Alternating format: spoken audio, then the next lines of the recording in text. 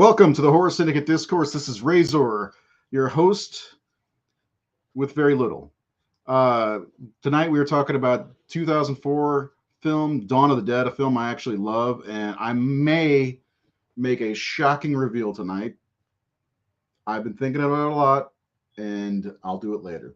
But before we get into that, we'll check out our YouTube channel. It is, it's the Horror Syndicate on YouTube. Go subscribe. Got a lot of great content. Last week we talked about Savini's 1990 Night of the Living Dead, and we had a great time. Great show, I thought, and a little bit more organized these days. So obviously we have a new intro, and I hope you all like that. That's the second intro. One of these days I'll come up with a single one rather than, I don't know. It was fun making these little clip intro things for 20 seconds or whatever. But I do have to say, if you're new here, we like to hear you have comments. We'll put them up on the screen. If there's questions, we'll try to answer them if we can. But we've got a lot to get to and go through. So let me introduce our panel for this evening, which is usual. We got Nathan Thomas Milner, the one who doesn't shut up. Welcome, Nate. How you doing? Shut up. I'm good. I was just about to tell you, shut the fuck up. Yeah. All right. And then, of course, we've got our good friend Seth, the Jar Jar Binks of the Horror Syndicate. That's not true. Just because you talk like him doesn't mean you're the Jar Jar Binks. Dawn of the Dead is my favorite movie. Yeah. Really? The remake's your favorite movie? Fantastic. That's good. Stick around and talk about it. Tell us your favorite stuff about the movie, but we'll break things into segments. We'll start talking about things like the story, the cinematography, the casting, all that stuff. Our favorite scenes. We'll talk about Richard Cheese. My introduction to Richard Cheese was this movie. I don't know about you guys. And just we'll have a good time because I love this movie. What do you guys think overall of this movie? You like it? I know we listed our Zack Snyder films. This was my number 2. You guys had it lower. Seth, where'd you have it? I don't remember where I had it on the list of Snyder films, but I love this. Okay, movie. Too late. Oh yeah, I know. I think we all, for the most part, like it. Nate, you said you hadn't seen it in a while. Is that right? Yeah, I don't watch it a ton, but I don't really watch Zack's movies that much either. So my favorite's Watchmen. That's the only one I probably watched the most. Although I have watched this one a lot, so I'd have to go back and watch all of his movies to rank them. So I didn't do a ranking. But yes, sir, you didn't. I think it would fall in the top 5 at least. I don't know where, because I really liked. I think 300 was pretty special, like for its time, and I really liked the Justice League Snyder cut, and it's probably in the top 3 or 4. Dawn of the Dead is.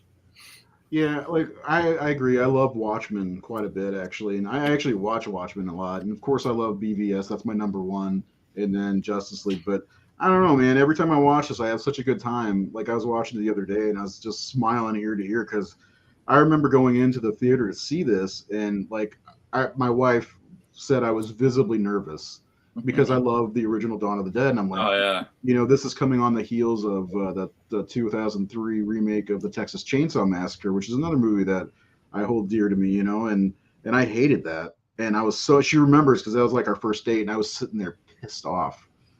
While we were watching it. So she said I was visibly nervous, but I walked out and had a great time and I loved it. So, good times in 2004. And then, which the worst part about it was it gave me false hope for the Amityville remake because I love the Amityville horror and that turned out to be a giant piece of shit. I haven't seen that since it came out. God. The only thing worth watching is that scene where Ryan Reynolds is cutting wood and he's got the kid holding it. Oh shit! Yeah, that's about the only thing worth watching because the kid's scared out of his mind. Was it Chloe Grace Moretz in that? Yeah, she was. Yeah. Split Dog Productions, great film, not as good as the original. I think the original is one of my top 10 horror films, so it's just kind of hard to beat because they're so different, so very very different. They are. Then that's one of the things I love about this, though, is that it is so different that it stands on its own. It's not. The only thing that really borrows, in my opinion, from the original is the name and the location. You know? And of course, we see little winks and nods at the original cast, like one of the stores is Ross, and then of course, I almost said Tony Todd.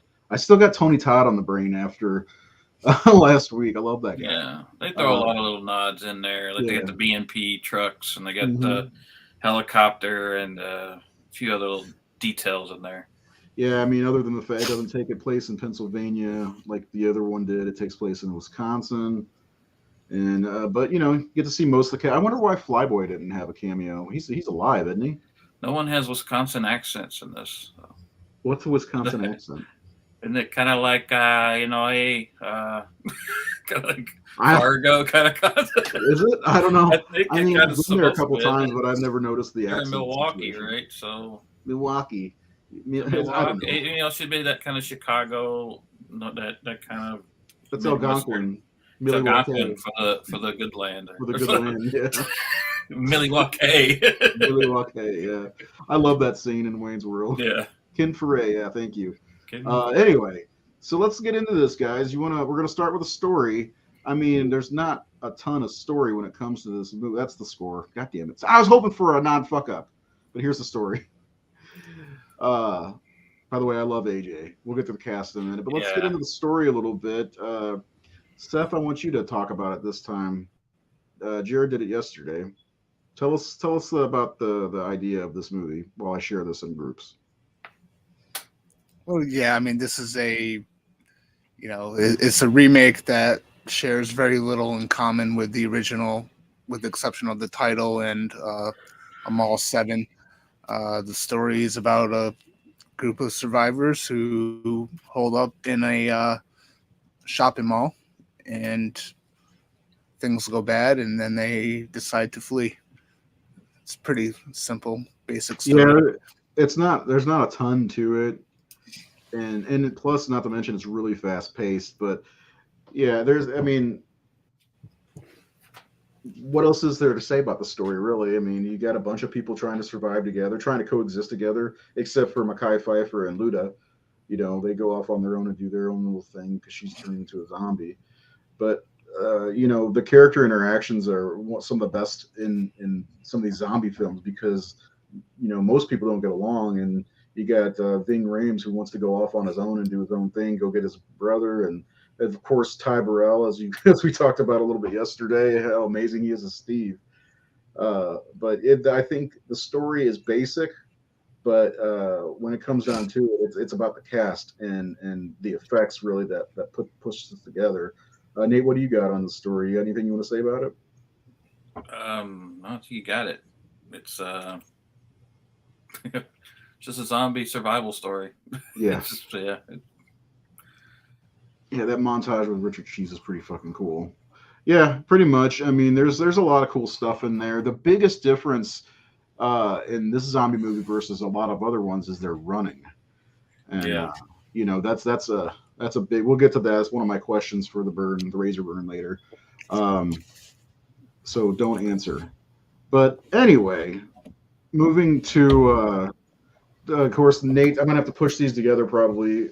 But I want to talk about the cast a little bit, if you guys don't mind, because this is where I think the strength of the movie is in the cast. Because you've got, Ving. I don't know CJ's name, but he's my favorite character in this movie. I don't know about you guys, but again, it's somebody with an arc. He's a complete asshole, trying to control the situation, gets put behind bars essentially, and then he ends up helping the gang and becoming a great contributor and kind of like. I don't know. I like he's kind of the only one with an arc, isn't he? Yeah, pretty much. Yeah. He does. He becomes a hero. You're kind of sad to see him go. Mm-hmm. I think. Great death, though. He's got a great death. AJ's. Yep, exactly. Yeah, he is the hero of the bunch. Although, I mean, I think everybody kind of adapts pretty fast to the situation. A bit, yeah. But they have to. There's no time to stop in this movie. There's no time to think. Man, my biggest problem with this movie has always been that it's such a huge cast. I mean, there's like 16 characters instead of 4. Yeah, you mentioned like it. You thought it was a little cluttered. It just, and that's why I think the original is stronger, because we actually spend time. We spend weeks, I think, with them instead of 24 hours or whatever the hell it is here. And there's so many characters that it just feels cluttered. I wish I had more time with Ving Rhames' character and Sarah Polley's character and AJ and all that, but it's so spread out with all these other characters. Like, I wish I could cherry pick the ones that are like the best and have more there with them and more experiences and more moments instead of boom, boom, boom, boom, boom, boom, boom, boom, boom. I mean, for a movie that has 16 characters, it does a fairly well job with it. I mean, that's a lot of fucking characters. Yeah, because it really kind of shines on, was his name David? Those kind of like a core group of characters, and they're good too. But you still have other characters in there like Tucker, who's a lot of fun. But I don't. Yeah, I think that's probably why when we were talking the other day on our chat, I said I wish this was a series. Yeah, because you get to know the characters more. Because I've seen Sarah Polley in a few movies, and this one's my favorite for her because I really come to like her a lot in this movie, especially she almost has somewhat of a like her we don't get to see anybody else's reaction to the zombie epidemic or pandemic, whatever you want to call it. You get to see everything that happens to her. Like, one of my favorite scenes before your scene breakdown is they're in the shower after watching American Idol or whatever it is, getting ready to get down, and then it pans over to the TV and you see the alert come up. They have no clue. So it starts, because it starts with her, not with her, but like earlier in the day. There's why is he up there for a hand wound or whatever? But yeah. So what about you, Seth? What are some of your standouts in the cast? Well, first off, I just want to point out everyone's calling him AJ, but his name is CJ. CJ. I told you I haven't watched this movie much, and there's 16 characters to remember. Yeah. Did I get Tucker's name right? Yes. Okay. Yes. What about Cousin Fucker? Yeah. What about? Whoa! That was. Is he in there? Ready for that. Oh, he's gone. I took him off here. Okay. Okay, got that still. Go ahead. Yeah. Seth. So I like the bulk of these characters. I was going to kind of talk about them a little bit when I get to my segment, but it's a fun batch of characters, and you guys are right. CJ is the only one with an arc, but at the same time, the other characters are likable enough. Ving Rhames' character is likable. Michael, especially when he meets Andy, when he starts becoming friends with Andy, because at first he's kind of guy. Yeah. That's actually a really cool part of it. And the main character Michael, he's like, I don't know, he's kind of one note throughout the entire movie, but he's likable enough to the point where, like, when it gets to the end, like, I felt bad that what was happening there. Mm-hmm. I think it's it's overall, it's got a really good cast, and it's written well enough with the characters and their dialogue and their interactions with each other that just all the characters really fit with the tone of this movie, which is just fun. Yeah. I do really love Ving Rhames' character in the film, and Sarah Polley. Not to mention she's like, she's got one of those movies in the Oscar run this year. She directed that Women Talking film because that's the cool thing about Sarah is, Sarah came from the indie world, and that's really where she's been most. This is one of her only like mainstream films, other than maybe Go. Yeah, I was going to say, I've seen her Go, and Splice is that kind of an indie? Splice, like, maybe. But she kind of has a Uma Thurman, Winona Ryder vibe about her. That's how I always kind of picture, especially in this film. But it almost makes me wish that she had done a little more mainstream, bigger films to see where, because she's super talented. But again, she's a great director. I've liked all. I haven't seen Women Talking yet, but I've seen her other films, and I've seen a lot of Women Talking. That was bad. Yeah, I like her. It's weird though. Like this is a song I've seen Go, and I saw her in a few other things, but like something about her in this movie made me attracted to her. I don't know what it is, but just thought I'd throw that out there. It's not her boobs. You know what's also funny is Zack Snyder, of course, directed this, and there's a store in the mall called Metropolis. A little foreshadowing, huh? And then, of course, James Gunn wrote this, and now he's doing Superman. Is there something there? Anyway, I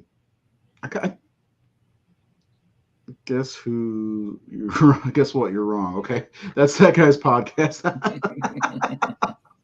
I may have to check that out.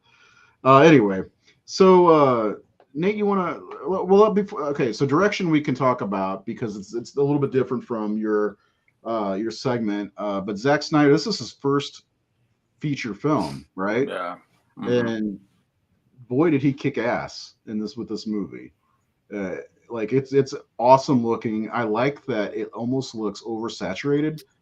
Like I thought it was my DVD when I was watching it a couple years ago until Scream Factory released the Blu-ray, and I was like, holy shit! I guess that's just what they decided to go with because it does look. Is it just me or is it like that? Oh, that's his style. There's a lot of green in the film, mm-hmm. Which was kind of what a lot of films started to look like. Like High Tension looks like that, has a lot of green in it.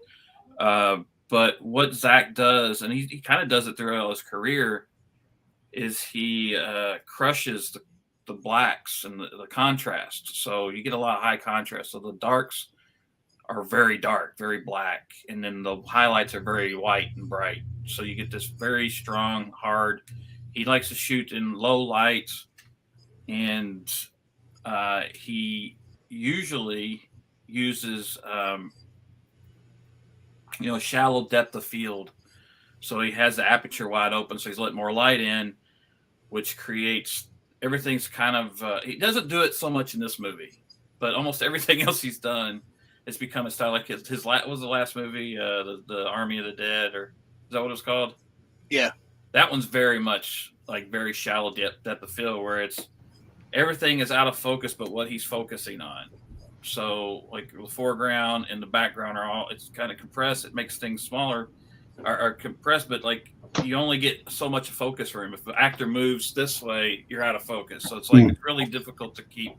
He doesn't do that as much in this movie. There's a few shots in this movie that this movie doesn't have his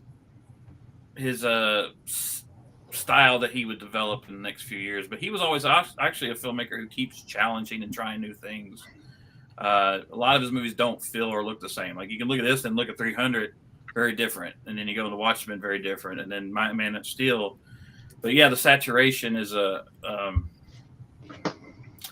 kind of a thing that he does, especially as he got further on, where you get man, like the DC movies, kind of a lack of saturation. They're more muted.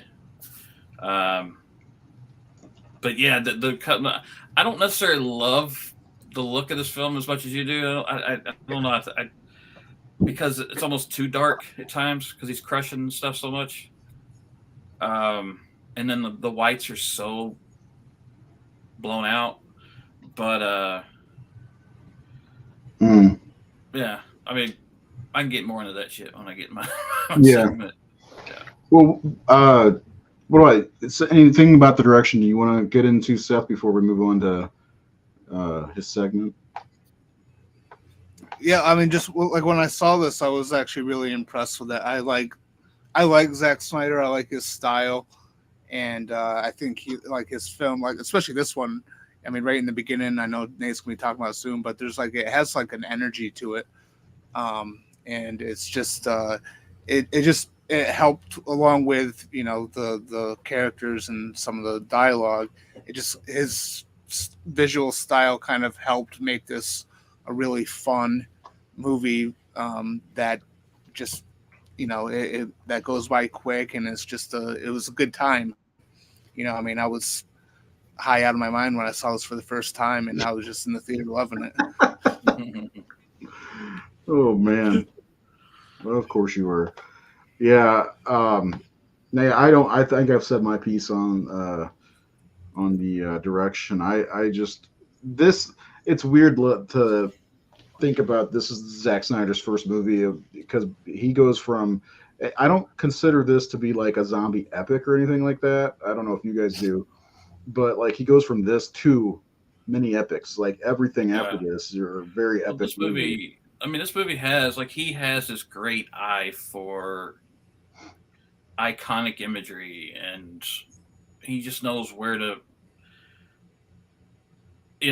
He came from commercial. He'd done a bunch of commercials and music videos, like a lot of David Fincher and a lot of other guys of his era. So that plays into it. I mean, it's not his era. David was older, but so you get a lot of that in there. But he keeps challenging things. He tries different exciting things. He has something that he does that he did in 300, which was really cool, that he didn't do so much in this, called speed ramping. Remember, like in 300, he shoots at a high frame per second rate, so that there's those scenes like in the battle scenes where you're watching 300, and it's all one take, and you see it's real fast, and they're fighting. All of a sudden, he'll slow down, like a slow motion, and then speed back up, and all this really cool shit he does. Really cool. Yeah, and so he's some guy who's people complain about him saying he's more style than substance. And I've heard a lot of people say he's just another Michael Bay, or maybe that's bullshit. And that's really bullshit, because and nothing against Michael Bay, because what Michael Bay does is what he wants to do, and he does it very well. But Zack, as far as style over substance, I mean, the one thing that between the two is Zack actually writes some of his movies too. So Michael Bay isn't a writer. So I think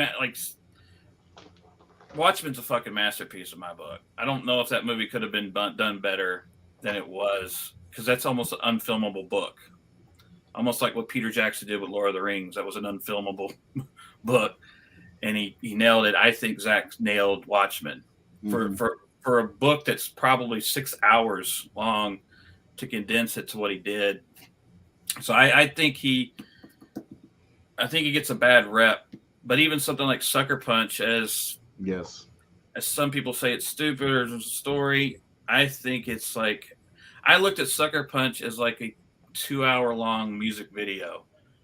Like if I were watching like Pink Floyd's The Wall, even though Pink Floyd's The Wall has music or has a story, just the imagery alone is enough to be exciting and worth watching it. Just because it's so creative and like that trench fight scene. I mean, that's what this guy knows, how to move a camera in a fight scene. I need to rewatch Sucker Punch. I saw Keith watch it the other night. I was like, damn, I haven't seen that in a long time. And I remember liking a lot of it, but the trailer was better. If that makes sense. But talk about a guy knows trailers too. Right. His trailers are always really good. Mm-hmm. His Watchmen trailers, man, I still watch those once in a while. It's the blend between the trailer and the song choice that he uses, whether it's Smashing Pumpkins. Yeah, dude, it just every time I watch that, man, I remember back in the day, they had the QuickTime videos. I had to save those because I watched that shit constantly, because I had just read Watchmen in 2008, I think, for the first time.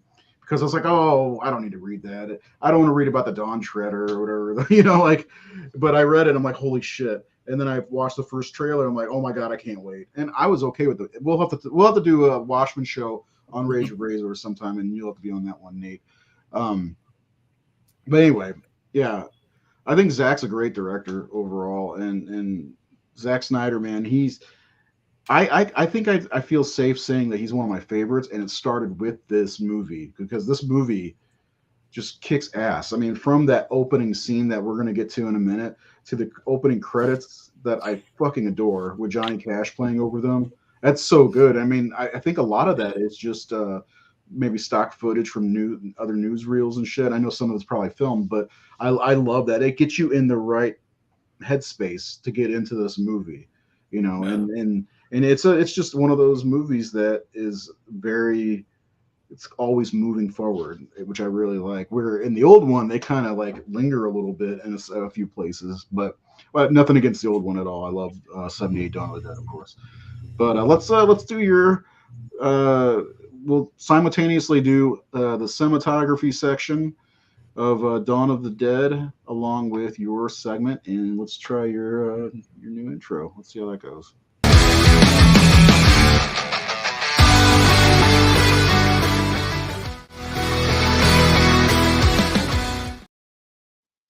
I can't fix that volume thing. I don't know what happened in the editing. Anyway, so here we go. Nate's cinematography.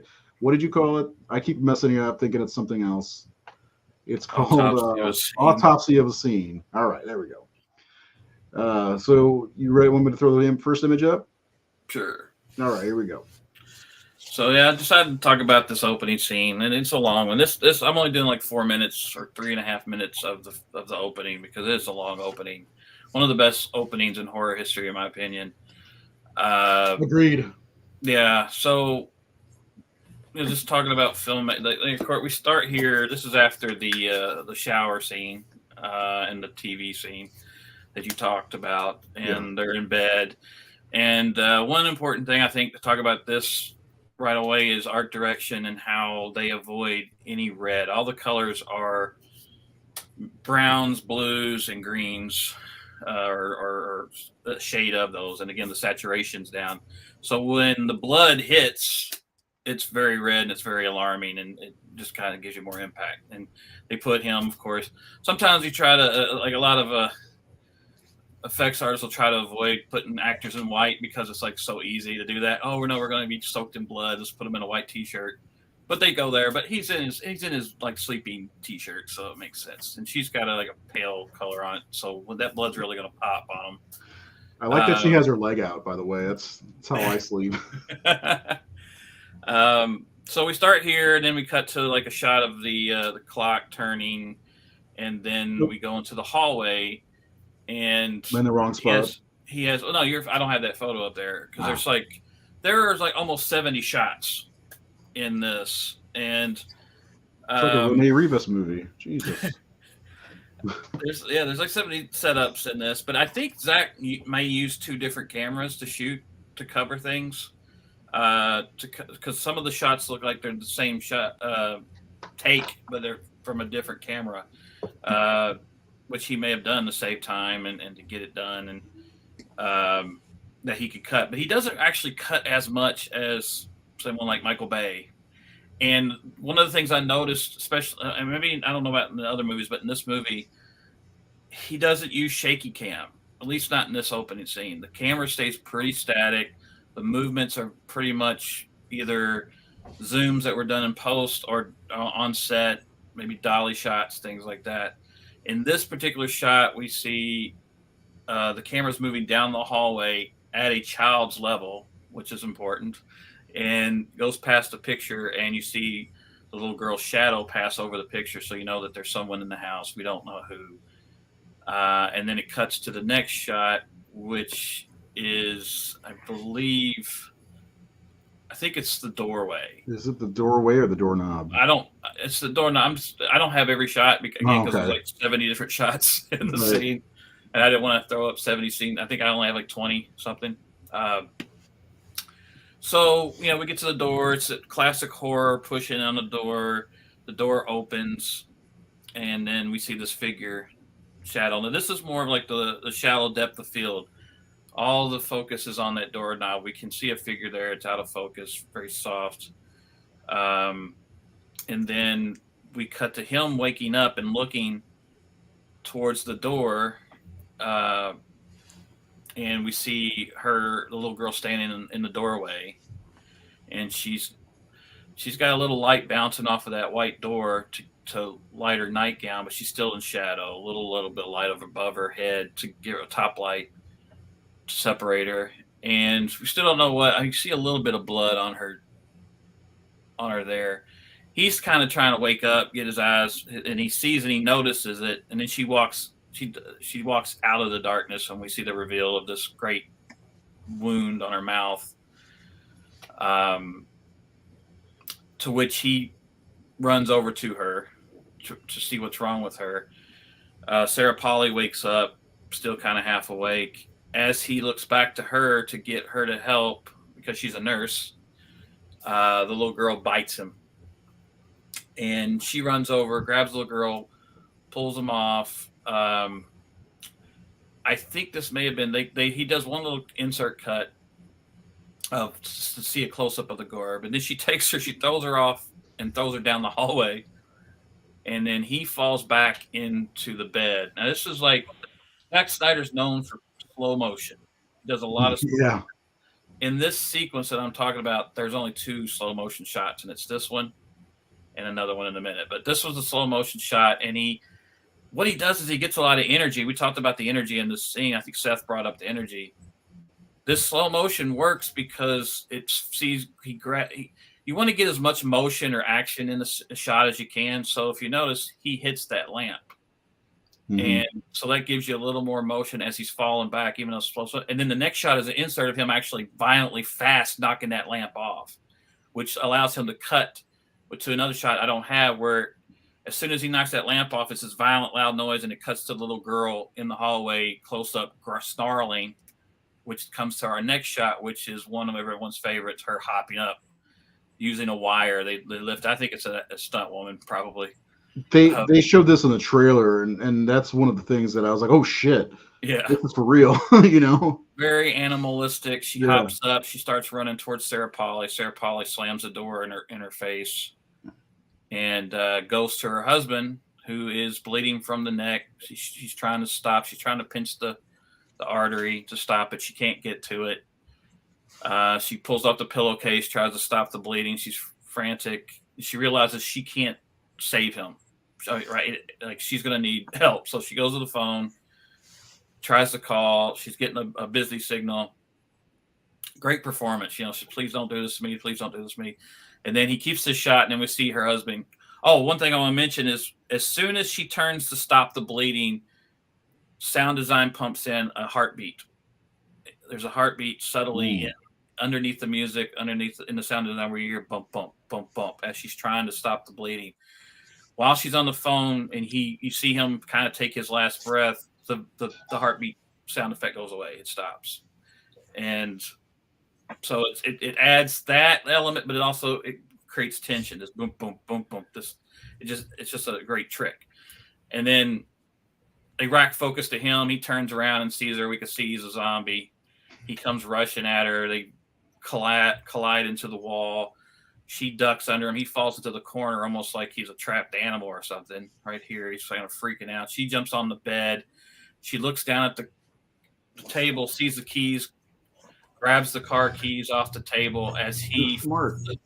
He flips the table in this next shot, and that's the other slow motion shot. So what this great slow motion shot, because she's rolling off, and she rolls off the other side of the bed, going to the bathroom. Again, that energy, because this shot goes in slow motion, the next shot is so fast, that overhead shot of her flying into the bathroom and falling into the tub, which is one of everyone's most people's favorite shot too.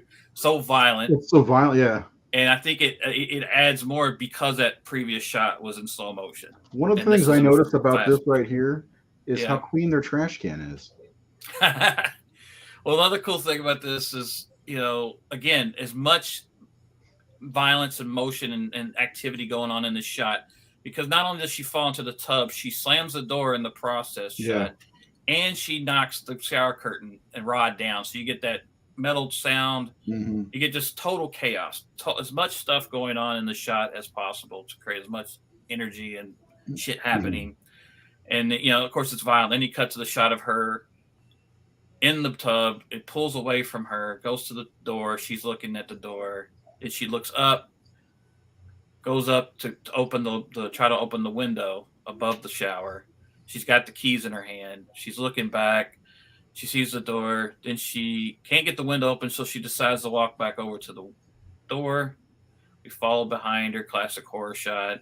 as she slowly goes to it. She gets to the door, she's listening, then she calls out his name, Lewis, and then she hears him growl, and she backs up as he bursts through the door. You got it right in the ooh. Yeah, right there in a total homage to The Shining, and here's Johnny moment. And she rushes back to the window, gets it open as he finally comes through the door, grabs her, and she takes another violent fall through the window, and you know, and it just gets even better. I mean, the whole sequence. But again, the pacing, the shot choices, the heartbeats, the use of art direction and color and costuming, the blood being bright red, and the use of those 2 slow motion shots followed by extremely violent, cool moments where the little girl jumping up and her falling into the bathtub. So yeah, for someone making his first film again, because I thought about it, like he has no credits before this, and so it's like, well, he probably did commercial work, which is what he did, and music video stuff. So that's where he cut his teeth. But yeah, definitely a very it's a very exciting remake. I think it definitely makes this film. I mean, I could have talked about a lot of scenes, but I think everyone really, really remembers that opening sequence. I think this, when you said which one, I was like, yeah, I know. I mean, you could have gone even a little bit further with this, because she gets outside and sees the world falling apart around her. Her neighbor is pointing a gun around the street, and she's like, what's going on? And he's like, stay back, Anna. And she's like, I just want to know what's going on. And he's like, I'm warning you. And he gets hit by the ambulance out of nowhere, which is amazing. Like, it's not amazing. There's like so many cool little moments like that, and then him coming out the front door, jumping on the car with one more I love that. slow motion, bang, fast up. And then one of my favorite parts is him chasing her in the car and then seeing the neighbor and running to her instead. Yeah, it's just a really cool scene. And then of course that overhead shot where you see the crash, which is an homage to the original film, when Ben talks about the car driving into the gas pumps at the diner. That's what they recreate. And we see the helicopter from Dawn of the Dead, 1978, flying above. Yeah. So a lot of little subtle, like you talked about Galen Ross, one of the stores is named Galen Ross, which it does sound like a women's clothing store. It does. It surely does, yeah.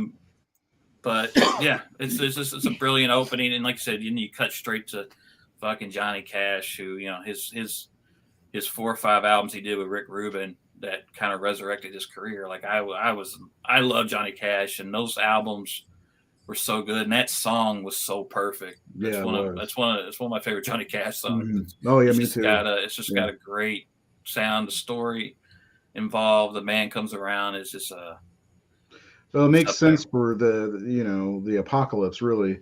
Also, perfect song choice, and we'll get into the music also shortly, music and the score. But like you're talking about that scene, and then at the credits, and I keep thinking like this, where the car hits the tree, the guy, you can see in the bus like the zombies just ravaging somebody. It's like, this movie is more brutal than anything that we had seen up at this point, except for maybe 28 Days Later.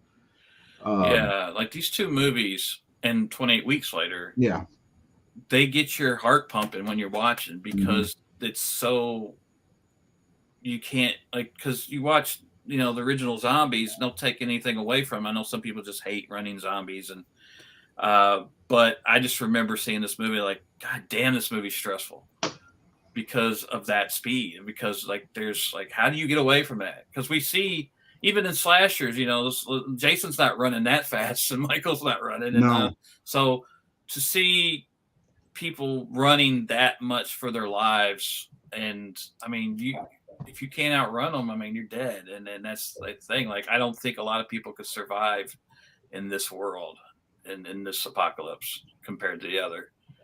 Because usually a lot of zombie movies, it turns into where the other people are the threat. But in this one, it's like, you could just, as we saw last week in Island Inn, they're so slow, we could walk right past them.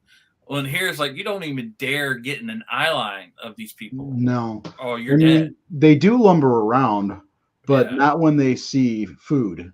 Yeah. You know, like you think about that scene in the parking lot where, you know, they're having Andy kill, you know, Burt Reynolds and Rosie O'Donnell and all that stuff. They're just kind of like, you know, lumbering around, not doing anything. But I guarantee if somebody was out there, well, even when they drove away, they started chasing it. It's like this movie is the movie that really got it inspired me to write my zombie story, because I started thinking like zombies, I think more than anything are attracted to sound.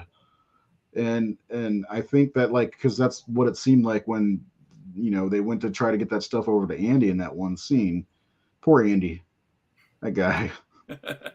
Who knows how long they were alone, and he was alone all by himself.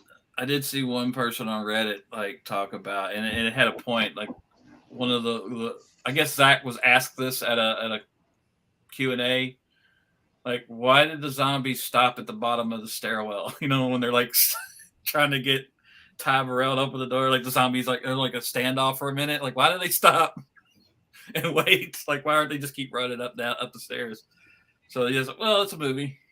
That's a zombie movie. Good answer. Yeah. Yeah. It's not real. I mean, I didn't notice that, honestly. You know, because you're in movie mode and like, oh yeah, that's what you do, have a stand up. It's like, but according to the characters and what we've seen, there's like no reason for them to stop and pause and have a stare down. Really, there isn't. No. Anything you want to add to this, Seth? No, I mean, you guys pretty much said what I was thinking. I mean, this opening scene was fantastic. You know, seeing this for the first time in the theater, you know, it really pulled me in right from the start. Yeah. And it, you know, again, to the energy of the opening scene right up to the credits, you know, it just it did a real, I think, and you know, I saw it multiple times in the theater, and this seemed to be a crowd pleaser with most of the audience that was around me. Yeah. And especially in the beginning. Mm-hmm. And at the time too, I mean, the running zombies weren't quite as well known, you know, like the Return of the Living Dead type or the 28 Days Later type. Like that was new. We've seen plenty of running zombies since then, but yeah, so it was definitely a fun time. I do remember this movie, like you said, Ray, you were nervous about it, and before you saw it, because you're trying to remake a fucking classic film from a really amazing filmmaker, probably his best movie in many ways. And I saw a lot of people like, man, I was wrong. They like, this was a good remake. Like, this was a good movie. And I do remember, like, Seth, when you talked about remember watching the theater, I do. Like, as soon as that car hits that tree and it cuts to that black and everything stops, you're like, whoa, baby. Like, if this is how it starts, we're in for something good, you know? And then you kick in that fucking Johnny Cash and you're like, oh, God. Yeah. This is so cool. And I do remember feeling that feeling of excitement. Mm-hmm. Yeah. And I mean, for me, there's not many complaints with this movie. I think maybe my chief complaint is the zombie baby. I wanted to get your guys' view on that. I mean, it's not a huge deal, but it was like and it wasn't the first time we've seen that, because Dead Alive had, I don't know if there's zombies in that, but you know, had the zombie baby thing that was running around the park and shit. But that movie's ridiculous.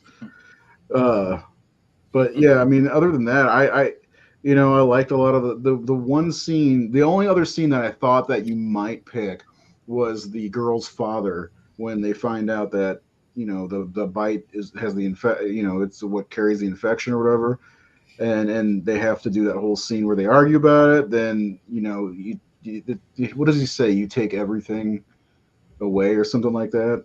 That's kind of the most powerful scene in the entire movie, if you think about it. I love that, like, Ving Rhames closes himself in there with with Max Headroom. Yeah. And there's just like, great, you know, he closes the gate and sits there, crosses his arm with a shotgun. And someone's like, is he being cold? Like, just being the you know, the soldier, you know, the police officer. Mm-hmm.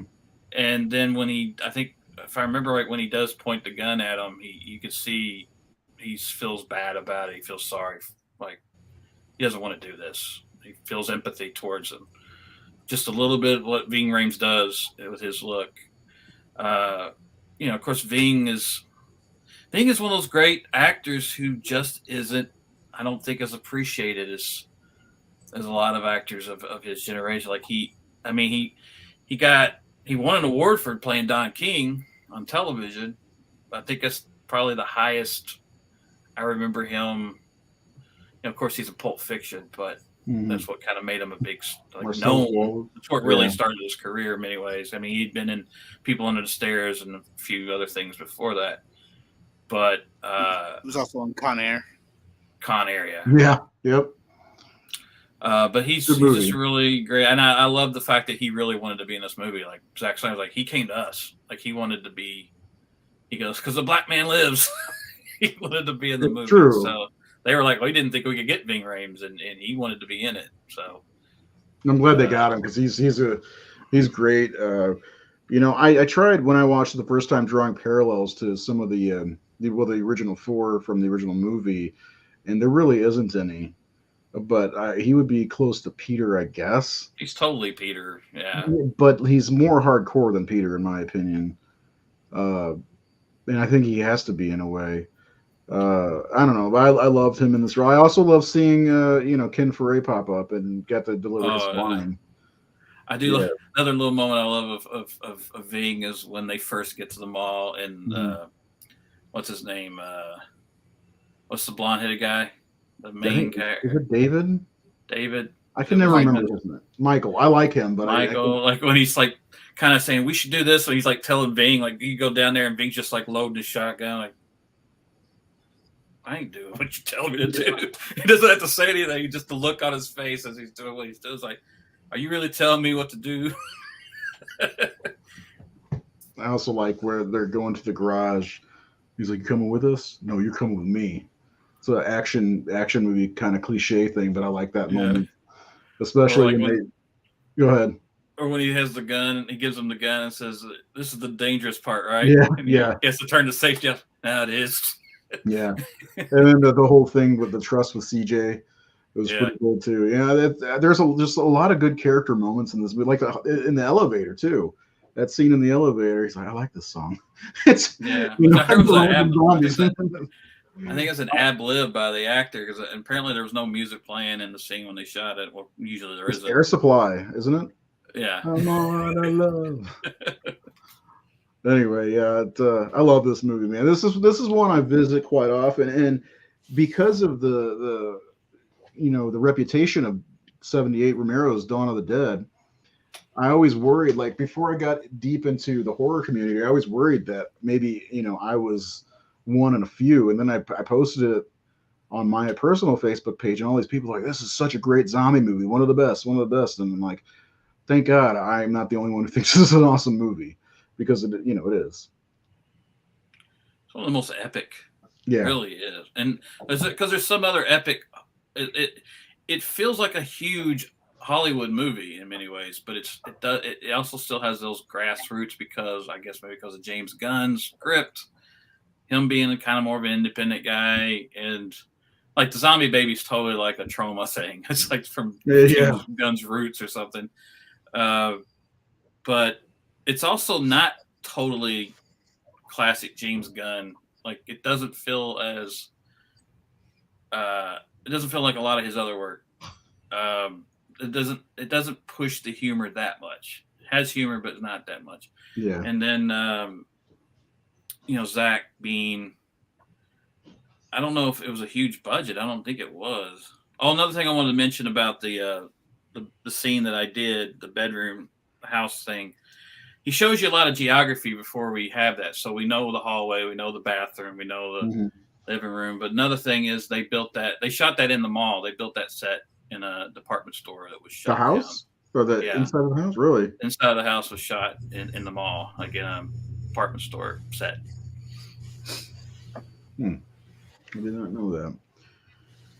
All right, so one of the other things about this movie, and this is in a lot of Zack Snyder movies, other than like 300 and the Guardians of Ga'Hoole or whatever, the Owl movie, which I actually think is a good movie. If you haven't seen it, check it out. The name's weird, Guardians of Ga'Hoole. but he always throws some good music. I think Zack Snyder would probably be, cool to hang out with because he puts a lot of good music in his movies, and this is no different. Like I said before, this is where I got introduced to Dick Cheese with his Down with the Sickness. And then, of course, we talked about the Johnny Cash, but even the kind of score in this movie, Which is it Bates? Is it Tyler Bates did the score? Yeah. Yeah. It's got a good classic, like pumping score. I also really love the Jim Carroll band choice at the end, People Who Died, which I've always loved that song, and that was a great closing credits song. It's the first time I ever heard that song. I first heard that song in Tough Turf back in 1984. I think it was James Spader movie. I used to watch it all the time. Robert Downey Jr. Hey, James Spader's birthday and Jim Carroll's in the movie in Tough Turf. But then DiCaprio played Jim Carroll in the Basketball Diaries, and I think they played it in that too. This is a real good movie. One thing I don't love about it, I don't love the mall choice. The mall looks almost too. It doesn't look like a mall that I know of. Like it looks more. It's a real modern mall, and I guess I missed. One thing I love about the original Dawn of the Dead, it looks like the malls that I grew up going to. Yeah. And this one looks like a mall that's probably been open for a couple of years. I don't know. I guess I just love the nostalgia look of an older mall. I think Zack Snyder said, I don't know if you mentioned this, that mall was actually closed down. Yeah, they had to rebuild it, and I think no companies wanted to have their products in the movie. I think the only store was that Roots store that's in there, but like all the others, the hallowed grounds and everything is all just made up products, made up stores, which is a bummer. Yeah, it's a bummer, but I mean, the clever names for a lot of the stuff, though. Which is bookmarks or something like that for the bookstore. Metropolis, the one that always sticks out. Galen Ross, of course. Yeah. So anyway, is there anything else before we get into Seth's segment? So you ready for your segment, Seth? Yeah.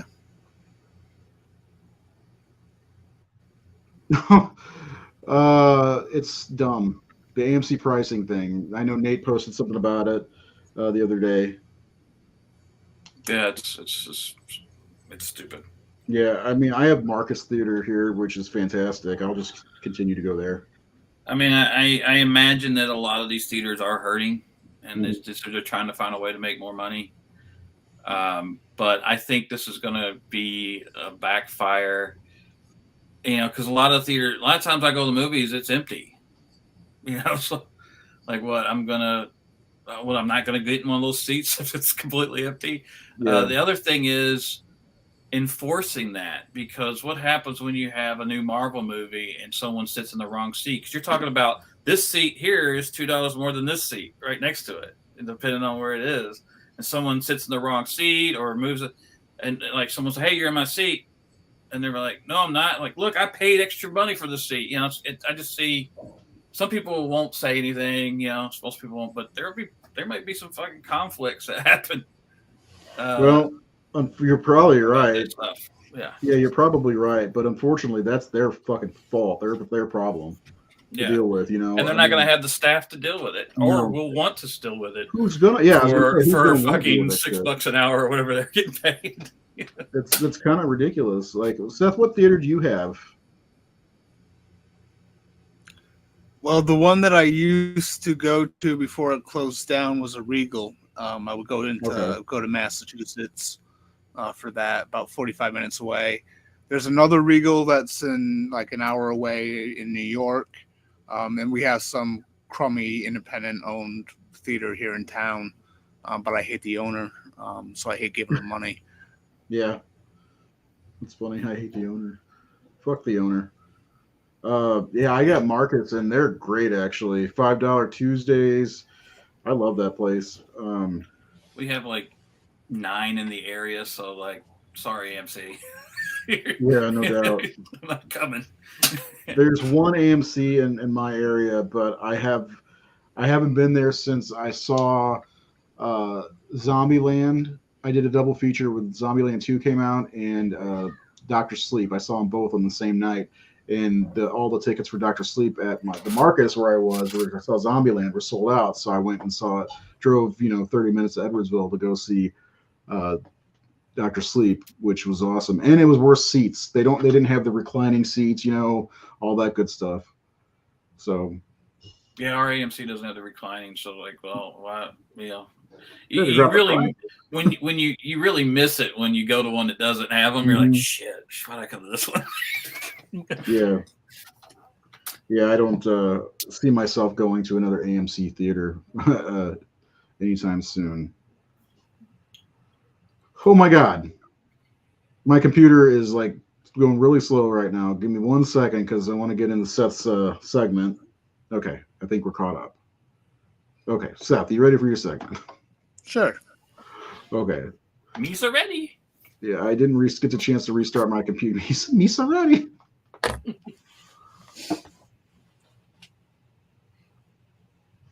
Holy shit, man. All right, you ready? Evil dies tonight!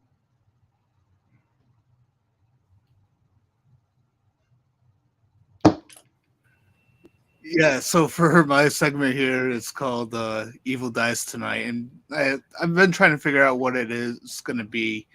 But I think Nate kind of helped me figure that out last night with a good suggestion. So what I want to do is kind of take a look at the strengths and weaknesses of the scripts of the movies that we talk about. And with this one here, I think James Gunn's script is really good as far as creating likable characters, having fun dialogue, and just for being a very fast-paced movie. But I think the problem here, the one area that I feel like is a weakness is also kind of its strength, and it's the fact that it's not just a remake of any horror movie, it's a remake of a George A. Romero film. And so what it doesn't have is Romero's brilliant kind of, social commentary or observations on the world and the way that Romero did it. Like Romero, I think, like his work should be studied. Like if you're anyone who wants to have some sort of like meaningful thing with your story, study Romero for the way to do it, in a way that's part of the story and doesn't beat you over the head with it. But I also feel like that's kind of a strength with this movie too, is that James Gunn doesn't even attempt to be George Romero. He just decides to just do just kind of a fun, fast-paced zombie story. But it's a hard thing to top. I mean, no, you're not gonna, you remake George Romero, you're not gonna be, in my opinion, you're not gonna be as good, or I don't think you're gonna really live up to it. The exception probably being Night of the Living Dead, but he was involved with that remake from 1990. But yeah, I think it's overall it's a good script, and even though it's not as smart, even though it's not as I think well written. I mean, you guys mentioned earlier that about the characters, how there's too many characters in this, and you don't really get enough time with them. Whereas in the original, you had a select few characters, and they had to work through their differences. And it was kind of like with the original was like the opposite of Night of the Living Dead, where in Night of the Living Dead, the characters basically damned themselves because they couldn't work together, whereas the characters in the original Dawn of the Dead overcame their differences. Peter and Flyboy, they eventually kind of became friends through the thing, and they worked together and secured them all. But yeah, this is just a basic version. It's you take Romero's original and you just strip away the I don't know. I hate to call this movie dumb because it's fun, but you know, you strip fun. away the you strip away the intelligence of the original, and that's what it did here. But in the end, it was worth it, and in a way, I'm glad that this didn't really have as much in common. Because another thing you see with remakes as well is that, you know, like in the case of Nightmare on Elm Street, you know, they try to recreate scenes or iconic moments. This one does not. This one doesn't really. It doesn't try to do anything that the original did. It tries to be its own thing, and so I appreciate that. Succeeds. What's that? So, and it succeeds doing its own thing and being its own thing. Scott or Sean wants to know why we named your segment "Evil Dies Tonight." Well, it was a suggestion from Ray. Like the original thing that Ray pitched to me of doing this segment was to talk. Oh no, I pitched to you. Yeah, you did. You did. Because you said something about like talking about the antagonists, trying to explain them, and Evil Dies Tonight works in a couple ways. One, it really annoys people, and that's fucking hilarious to me. And two, Evil Dies Tonight it's a good example of like you know, in terms of like storytelling, like of where you know, having a good idea but taking it the wrong way, you know, maybe not executing quite right. You know, I mean, Halloween Kills is not the worst movie ever made. It's not the worst written movie ever made. If I like it more and more. Go see. There's so many worse movies out there, but I think it is a good example of, you know, of a script that had potential, but it didn't live up to it, and so Evil Dies Tonight kind of reflects like a weakness. I don't know, and it annoys people, so I love it. Yeah, because that was like the first takeaway for most people in that movie was like I said, Evil Dies Tonight like 1,000 times. You make a drinking game out of it. Why can't it remake it? I just call it. Yeah, that's a good marketing. You know, it doesn't work because you just get written off as a ripoff of a movie of the movie, and it's like there's some films that there's some setups. It's just like Hunger Games was really not a lot like Battle Royale, but all people could do was say Battle Royale. It's Battle Royale. It's just a ripoff of Battle Royale. It's like they're so different in many ways, and so there's some movies that just get that treatment where, like, they say, "Oh, it's derivative of this." Like, Midsummer is just Wicker Man. You know, I did a whole fucking video on that. Yeah, it's on our YouTube channel. It's like, no, they're totally different. Like, there's some little things that are right, but like, they'll do that, but they won't go, "Well, I'm never watching Friday the 13th because it's just Halloween," or "I'm never watching The Prowler because it's just Friday the 13th," or I'm not. No one does that. But like when they don't want to like a movie, they'll go, "Oh, it's just derivative of this one single fucking movie that was made 40 years ago." You know, it's just more annoying stuff. So, but Dawn of the Dead. Go ahead. Seth's ready to say something. Yeah, well, I mean, it's more of a business decision, really. Yeah, it's about who owns rights, trying to exploit a popular IP, and then bring it like this. You know, Dawn of the Dead 04 and, you know, say Child's Play 2019 are kind of similar in the fact that you know, people who have the IPs they want to exploit. They bring in these who kind of tell these stories that could have stood on their own.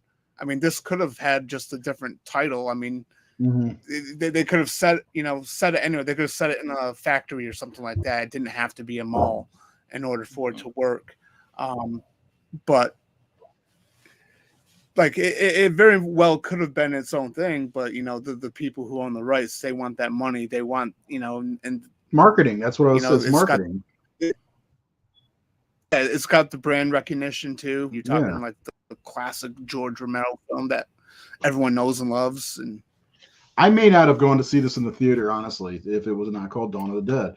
I rarely watch zombie movies in the theater because zombie movies are a dime a dozen, and it was Dawn of the Dead, so I went and saw it.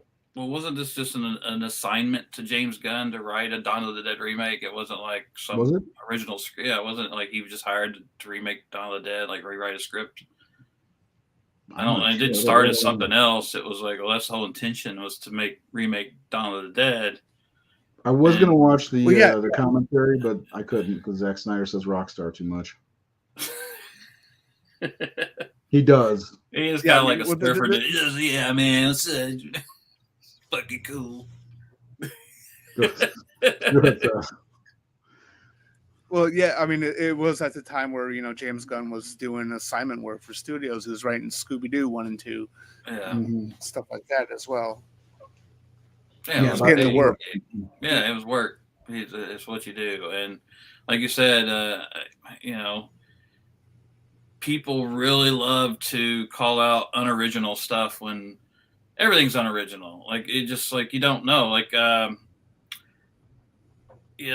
lot of the people that we hold up regards, they stole too. They just stole from movies we never saw because we didn't watch Italian films from the 1940s and 50s when we were kids. Like, we didn't see that he's ripping off, Fellini or something like that. Like, I was watching Some Came Running the other day, which is a Frank Sinatra, a Minnelli film. And it's Richard Linklater's favorite film. And the movie opens the same way that Slacker opens. And he admitted, I opened my movie Slacker ripping off that movie, like the same exact way. And so no one watched Slackers going, oh, that's from that Frank Sinatra movie from 1950 something. So, but that, like I said, the whole Midsummer Wicker thing, I did a whole video because people, like, just because a movie takes place at a mall doesn't mean it's just Dawn of the Dead and it's a zombie movie. Just because there's a bunch of pagans, tricking some people to sacrifice for their beliefs, that's where it ends. Just like, so many movies, but people will forgive. Like, they'll go see John Wick. We're like, well, we've seen movies like John Wick before, but we've never seen it done like this. And that's where it really comes down to, is it's not the story itself, but how it's told and how it's interpreted.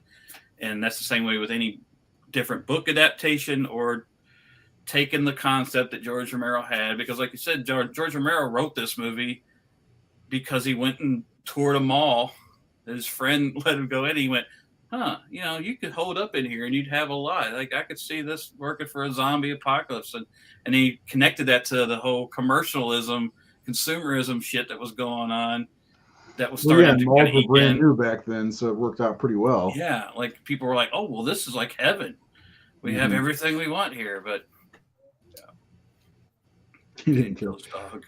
Yeah. All right, let's you guys ready for some questions? Yeah.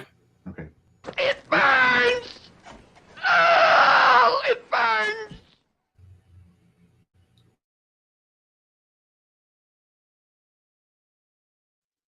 Okay. So if anybody doesn't know, this segment is essentially me asking 5 questions kind of related to the movie, and you guys watching can answer them. Even if we're not here, we'll see the comments eventually. And then, of course, Nate and Seth and myself, and when Jared's here, he'll answer as well. I hope he's enjoying that basketball game. Actually, I had food poisoning over the weekend. That was me on the toilet. So anyway, it burns. It's like I do remember. It's funny. I went out with my friend Rachel on Friday, and this is where I got the food poisoning from. And we were talking. She's like, I was so sick the other day, my butthole was burning. I was like, I hate that feeling. And then it happened to me the next day. Anyway, butthole's burning. I have not said anything about the area today. So anyway, okay. So let's get this started. I will post the question up there where you see.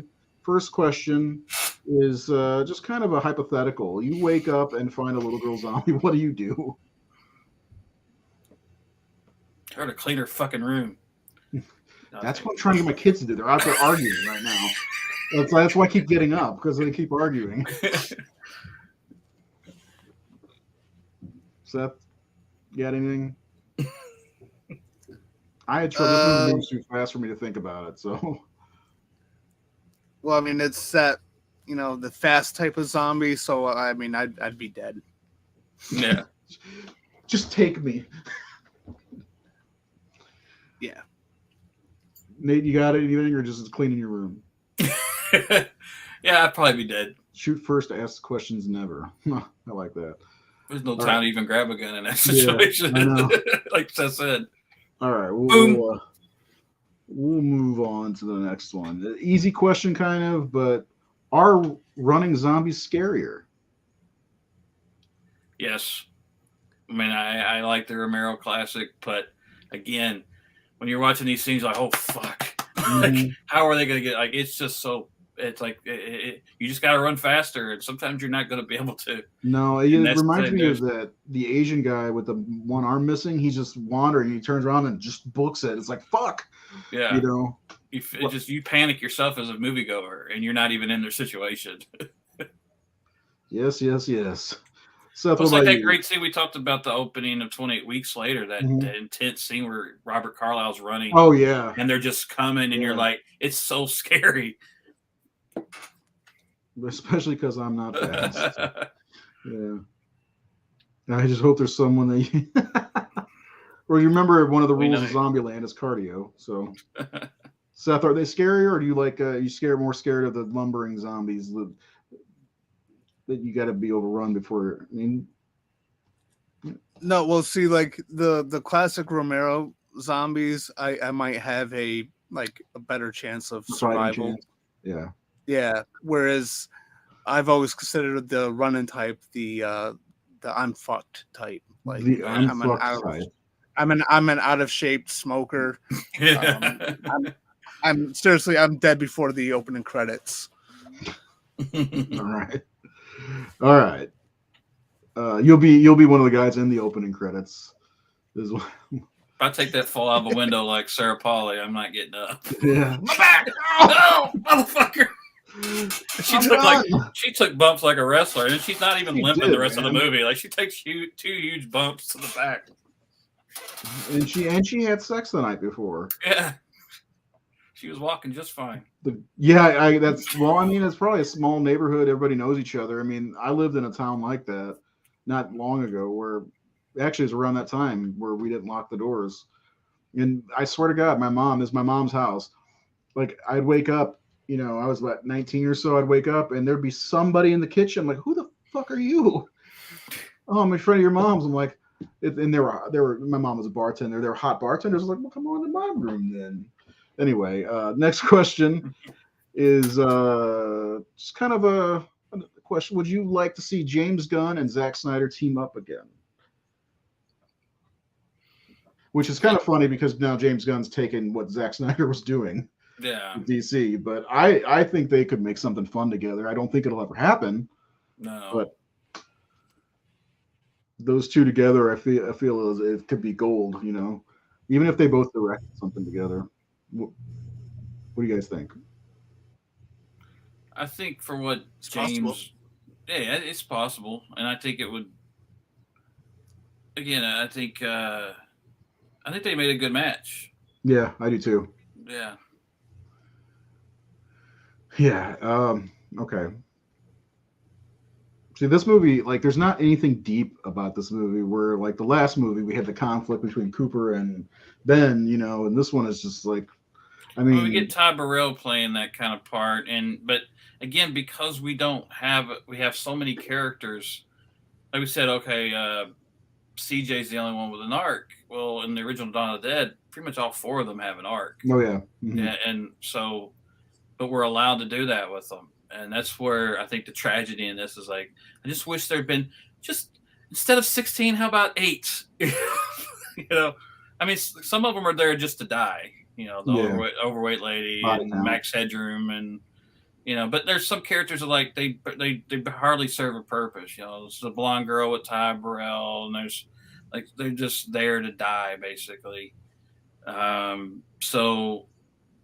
Again, I wish we could, but the difference is because it's running zombies, we don't have the time that the original had to stretch it out and let them create their own haven there, which is what they do in the original. And we get a little breathing room, which sets up one of my favorite shots in the original, of course, when Ken Fore's playing tennis on the roof and the ball goes down there. And there's still fucking zombies out there. It's still a shitty world. We don't get that in there because everything's like boom, boom, boom, boom, boom, boom, boom. Let's build a Mad Max build of mobiles and let's go out here and go fight and get to a boat. And so, yeah, this movie's just turned up to 11 in every way. Mm-hmm. All right, next question. Does Steve run a tight ship? That's not a legit question. It was just for some reason, I don't know why. I love the credits. You get, that song that you're talking about, all the people who died or whatever, and then you get the scenes where the girl throws her top off, and then I run a tight ship. I just love that scene. I don't know why, but it's funny though. Like I was a big fan of Modern Family, and I hadn't watched it in a few years. Going back to watching that and then watching Modern Family is so jarring because Ty Burrell's like became America's dad almost, Yeah, it's like he's great at 180. That. Yeah, because I remember when Modern Family came on, I didn't even recognize him because that's the asshole because he was so different. But yeah, he was so good at both. Like I'll never forget. Like I think it was Modern Family's first episode where he's. He thinks he's the hip dad. Goes, I gotta know all the lingo. WTF? Why the face? Yeah. He's dancing to the High School Musical song or whatever. Yeah. I love him. I love that guy very much. Plus, he seems to have range because I've seen him in a couple other things, and he's very different and believable in what he does, especially as Steve. Okay, that wasn't a real question. So I thought about the one moment where they're shooting the celebrity zombies on the roof. Yeah. And they're all like, yeah. And Sarah Polly's like, you guys had a really troubled childhood, didn't you? Or something. And then Ty Burrell's that line like, let me tell you something. If I ain't turned out to be one of those things, you have my permission to shoot me in the fucking head. She's like, okay. Bet on that. I can bet on that. Yeah. All right. These next two are serious, kind of serious. Did Dawn of the Dead kick off the zombie craze? And I'm saying because 28 Days Later is not necessarily a zombie movie. And I don't know that 28 Days Later was seen as wide because I saw 28 Days Later after. And it came out in 02, 03. So I feel like Dawn of the Dead may be what's responsible because The Walking Dead comic came out shortly after. Land of the Dead came out. Then Shaun of the Dead was out after this. Well, we had Resident Evil before both of them, right? Does that count though? Yeah. Well, Resident Evil, the games were huge, and then I think the movies did fairly well. And then you had 28 Days Later, which inspired this movie because they said, the whole running zombie thing came from 28 Days. And then didn't the Walking Dead comic book come out 2003? I know 2004, yeah. Not a lot of people were reading that. But also in 2004, you had two big movies that year. You had this and Shaun of the Dead. Mm-hmm. So Shaun of the Dead came after, but yeah, I feel like this, maybe 28 Days Later may have been like easing us in, and then Dawn of the Dead's really were ramped up because I don't know that Romero was going to make. I can't remember it because I think Land of the Dead was made to be kind of an answer to making money for the studio or something like that. I'm not sure if I'm right. Seth, you may know better than I am. You know this shit. He was working on that Twilight of the Dead script, which I don't know if it was always going to be the same story as Land of the Dead. But I remember meeting Romero in 2000, the year 2000 or 2001, and they were talking about Twilight of the Tom Savini and Romero were there. So I don't know if Twilight of the Dead was always going to be the story that Land of the Dead was. I don't think it was because I just recently watched. There's a channel I've been watching, Joe Blow Horror, and I just watched her Land of the Dead episode, and I think that the studio wanted more of a continuation to his Dead series, if I'm remembering correctly. By the way, Damon, I love Lucio Fulci movies. One of these, if you can see them, I got posters up, but one of these days we'll have to talk about those. Nate, I want to talk about The Beyond with you because I think you'd like that one a lot. I've seen it, but yeah, I wouldn't mind digging into it. Yeah, we're gonna have to dig into that one. I love that movie. Seth, what do you think? What started the zombie craze? The modern zombie craze, not from Romero's time through the 80s, from the 2000s up, because it's still pretty much going. It led to The Walking Dead being the biggest thing ever, and now I don't know what The Last of Us is because I've never played the game or watched the show yet. Is that a zombie thing, or is it just? They're not zombies. They're being controlled by a fungus. It's kind of like a plague, but it's in the very beginning of the show. They didn't do it in the game, but in the beginning of the show, they say they're having an interview in 1968, and they're talking about viruses. Oh, 1968. Pandemics. Yeah, yeah, and they say that what we need to worry about are fungus, because they're insects can be there's ants and things that are infected by fungus, and basically it takes over your brain, and you're still alive. The ant still alive, but the fungus is controlling it. So it's basically our kind of zombie, but you're not dead. The insect's not dead. They said, if right now it can't happen in humans, but if it ever does, and they're like, what will happen if it happens to humans? They said, then it's the end of our story. Like there's no, like we're all fucked. So that's what they are. They're not dead. So they're not zombies, but they are being controlled by this fungus that's infected them. And it's kind of like, it's closer to 28 Days Later in some ways, because you're transmitted by the bite because the fungus gets in you, but they're also like that. They lumber around until they hear. A lot of them are blind. Some of them are blind. Some of them are specific ones are blind. The clickers, because the fungus is growing over their whole head, and but once they are alerted to you, they run at you. They're just batshit crazy, and it's terrifying. So I highly recommend. The Last of Us are the best games I've ever played, and the show's phenomenal. And I actually have both games. I just haven't gotten to. When the series is done, I want to play the games first. But I highly recommend the games first. Yeah, Seth, answer the question. You're just sitting there all sullen, thinking about how evil dies tonight. I want to know your answer, because I got one more question, and we're gonna wrap things up for the night. Yeah, well, I think as far as the modern zombie craze, it was a combination of a bunch of things. It was definitely Resident Evil, then 28 Days Later, and then Dawn of the Dead, Shaun of the Dead, and each time it just kept getting more and more popular. It brought, I think, zombies were much more in the mainstream around this time than they ever have been before. And Dawn of the Dead was widely successful. It did very well at the box office, and I think that definitely helped kick off a zombie craze, especially with taking the fast zombie thing. So it was introducing a new type of zombie that people were kind of leaning towards. I don't quite credit 28 Days Later for that, because Return of the Living Dead had the run-in zombies. But this was definitely a contributing factor to the modern boom of zombie. Yeah, I think it was a chain. I think it was a chain of events, because, like I said, I think Resident Evil really was kind of the Kickstarter, because Shaun of the Dead only happened because of Resident Evil. Because on Space they did. There were a few Resident Evils that came out before Dawn of the Dead, I think. Because when they did Spaced, they did an episode where that was even before the movies came out. So you must be talking about the game then. Well, I'm talking about the show Spaced, Edgar Wright. No, I know. I'm saying the show came out before the Resident Evil movie, I believe, Spaced. Maybe because there's Simon was playing Resident Evil, and they had that fantasy scene where him and Jennifer are killing zombies, and that's what sparked Edgar Wright and Simon to make a zombie movie.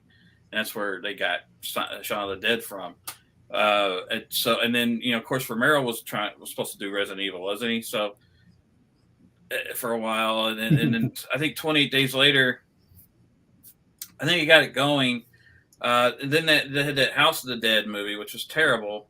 It was based off a video game. But based off a video game, and because of that movie being so bad and tanking so much, they cut the budget on this movie, on Dawn of the Dead. This movie had a bigger budget before. That movie stunk. and didn't do well. It certainly did stink.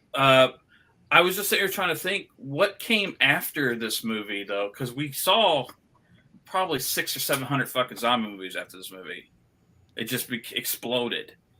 And after Dawn of the Dead? But I'm trying. Yeah, after this, like there was just everyone was making fucking. I made a fucking zombie movie after this movie. Well, Zombieland came out in 2009. Yeah, we had Zombieland, but I'm thinking like, what else came out that was really big and successful? I mean, I know World War Z made a shitload of money. That movie's stupid. That movie's terrible. The book was really good.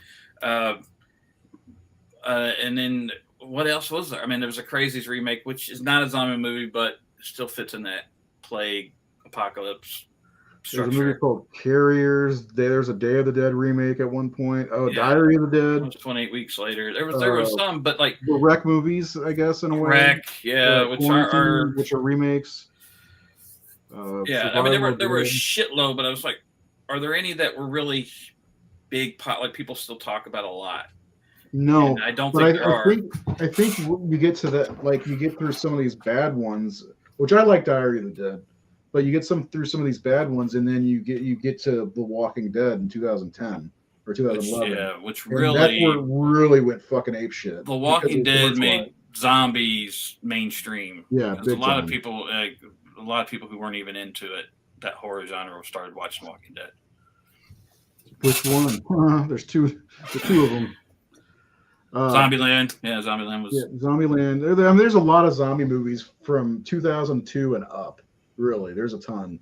I remember, but not every one of them was successful. That's true. Yeah, there were. I remember looking it up, and there was a number someone listed like from 2004 to 2009 or something. There were like 600 fucking zombie movies. Let me see if I can find it. How many zombie movies are there?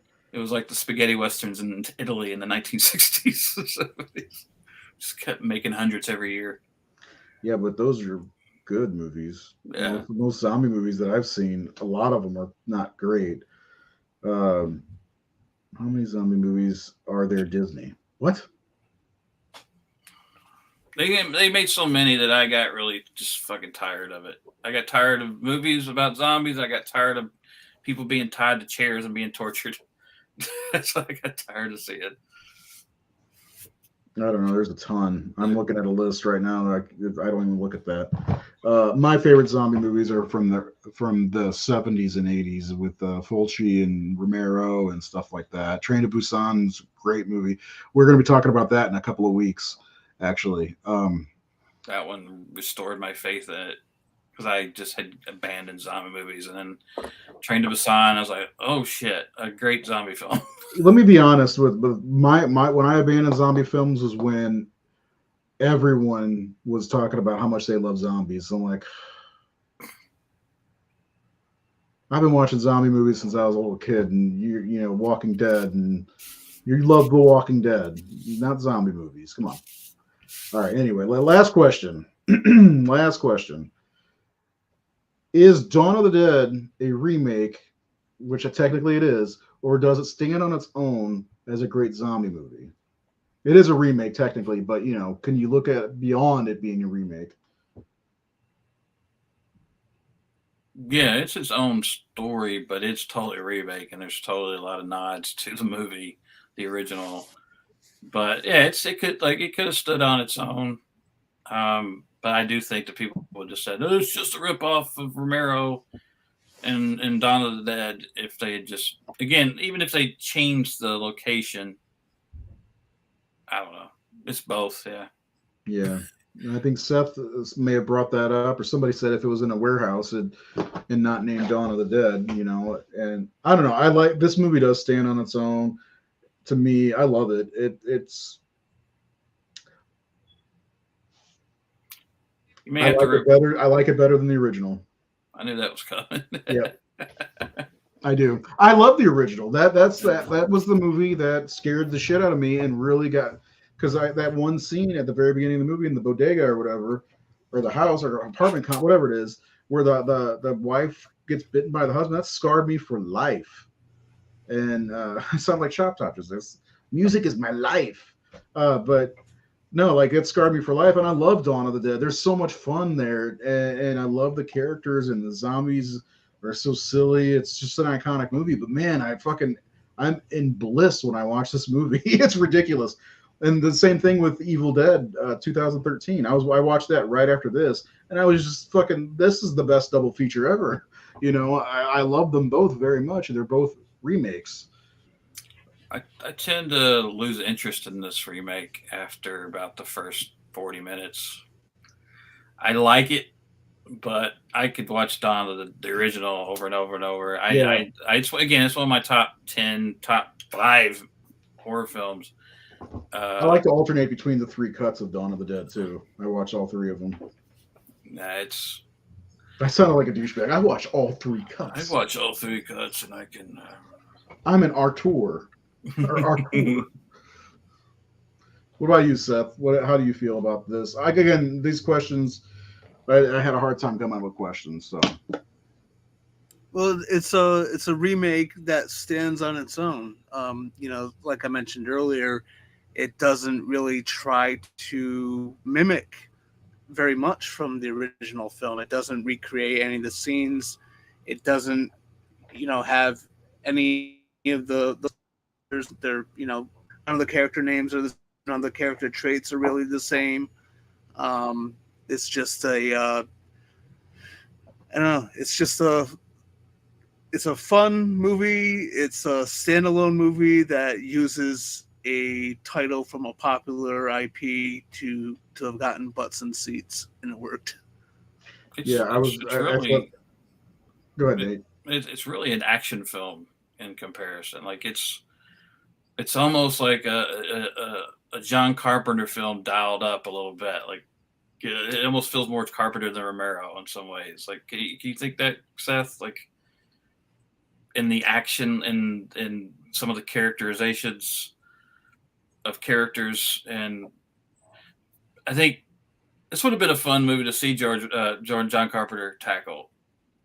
I actually think it would have been better if John Carpenter had made it because he would have. Most films would be better if John Carpenter. Well, yeah, that's true. But I think his characters would have been more because he's had movies with loaded casts in a siege type. In siege movies, which is what he made a siege movie. He made a couple.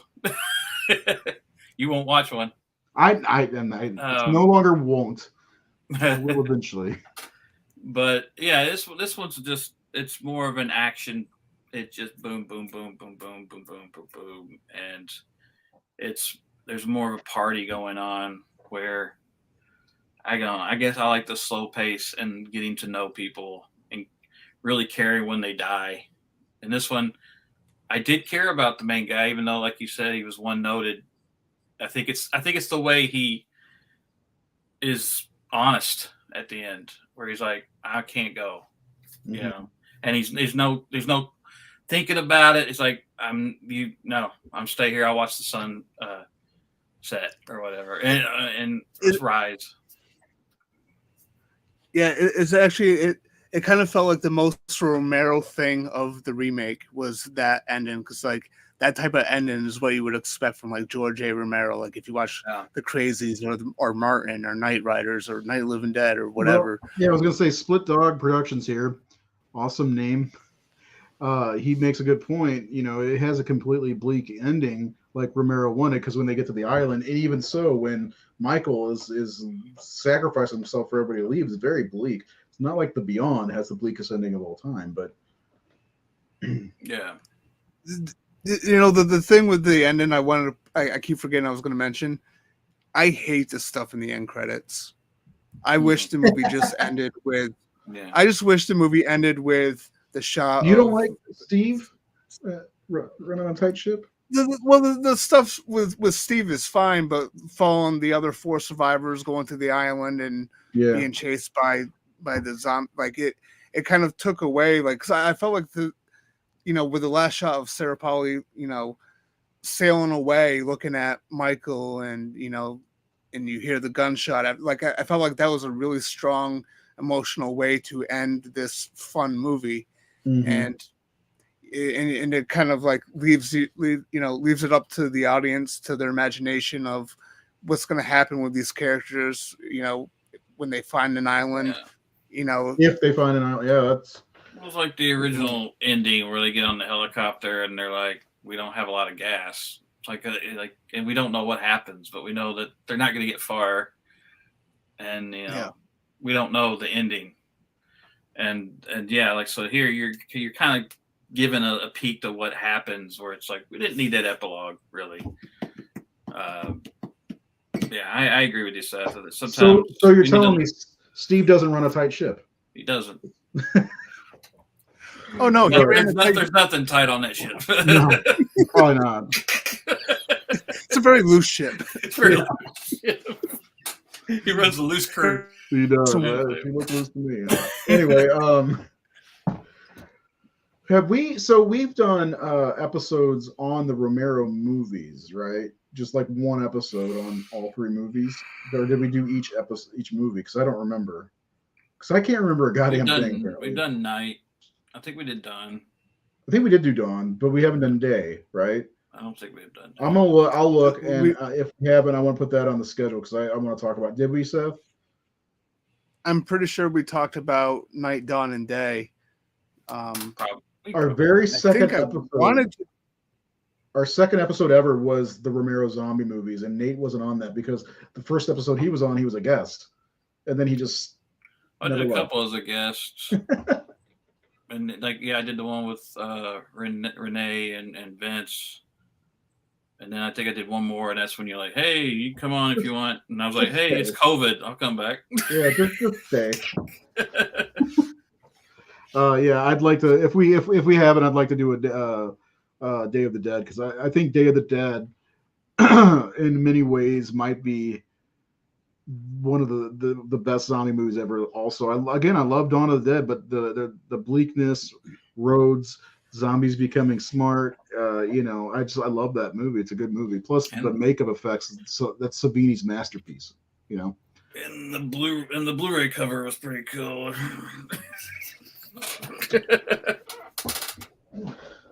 I know a guy did that. This little piece of shit? Yeah, that piece of shit. Yeah. My Freddy glove just fell. Anyway, I don't know that you guys want to do some final thoughts real fast, or you just want to bounce? Final thoughts. Nate, go ahead.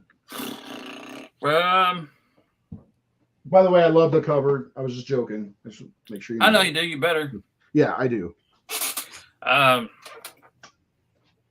final thoughts are one of the best horror remakes ever made. Definitely. And it'll be on our list when we do that show. Yeah, it's in a time where there were a lot of remakes and everyone was pissed off. I found very few people who thought this was one of the shitty ones or had a problem. Like they're like a lot of people. Oh, I'm fucking tired of remakes. What about the Dawn of the Dead? Oh, that was pretty good. Yeah, that's what I would usually hear. Like, oh, that was pretty good. It was one of the ones that got the most acceptance, and I think a lot of it was because it wasn't just a copycat. It didn't try to be the original because that was like Seth talked about Nightmare on Elm Street. Like I didn't think Nightmare on Elm Street was that bad. What was bad was the shoehorned in tributes to the original film, which of course the director didn't want to fucking do. They were forcing them to do it. That's when it was like, well, because they were out of context. They didn't match. They didn't have any purpose, or they were just poorly done, or they felt like they weren't even needed. And so nothing in this movie is forced into it because there's no. When they make reference to the original movie, it's subtle. It's fan stuff. Like most people don't get the Galen Ross thing. Like I bet barely Zack, saw it. I saw it at the theater. I was like, oh my god! Yeah, Zack talked about that. He goes, there was like they did a test screening, and there was a couple I think people from the studio who didn't know the original movie that well, and when Galen Ross popped up, like a select few of the audience went, "Wah!" And they didn't get like, why are they yelling for? I was Leonardo DiCaprio from Once Upon a Time in Hollywood. You know that? Yeah. I know that reference. Same thing with the truck when I saw the truck, the side of the truck. Yeah. Steph, what do you got, man? My final thoughts are I really enjoy this movie. I think it's a lot of fun. It's a lot of fun to watch. I think it's very rewatchable. Oh yeah. I don't compare it to the original ever. Like when I watch it, like I just, right from the theater, I was kind of pulled into this version, and it's so different from the original that I don't look at it in comparison. I just think it's a fun movie that stands on its own. And I've seen a lot worse remakes out there, like The Fog, for example. Yeah, that movie's terrible. Yeah. Yeah, so this is definitely one of the better remakes, especially in that era of remakes that we were getting.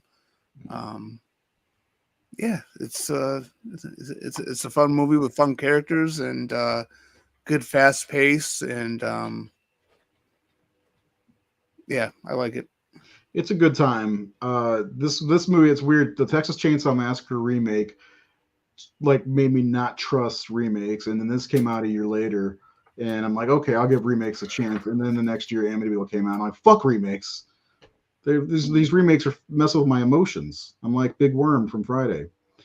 Anyway, that's our show for the night. I think we may take the week off next week. I know Nate's out. He's got to have dinner with a beautiful woman. And if not, we'll figure something out. And then the week after that, we are definitely doing Train to Busan, right? Mm-hmm. I think, right? This movie? That movie. This movie that has gotten over 72,000 fucking votes on the 5-star. 72,000, guys. And then we'll come back at some point with Drag Me to Hell, which I'm actually really looking forward to talking about. I'm excited. The thing I'm starting to get excited about now with the show is hearing what you guys come up with for your segments. Figuring out which scene, because like Dawn of the Dead, I had a feeling I knew which scene, and then I tried not to pick that, but it was like it's hard not to pick that scene. Yeah. But so that's pretty fun, and figuring out what Seth is going to talk about with the Evil Dies Tonight. So anyway, just a quick reminder: if you haven't already, subscribe on the old YouTube and follow us on Facebook, and we will see you next week with well, maybe not next week. We'll see you later. How about that? Guys, Seth, Nate, have a great night. Have a great weekend. We'll see you guys later.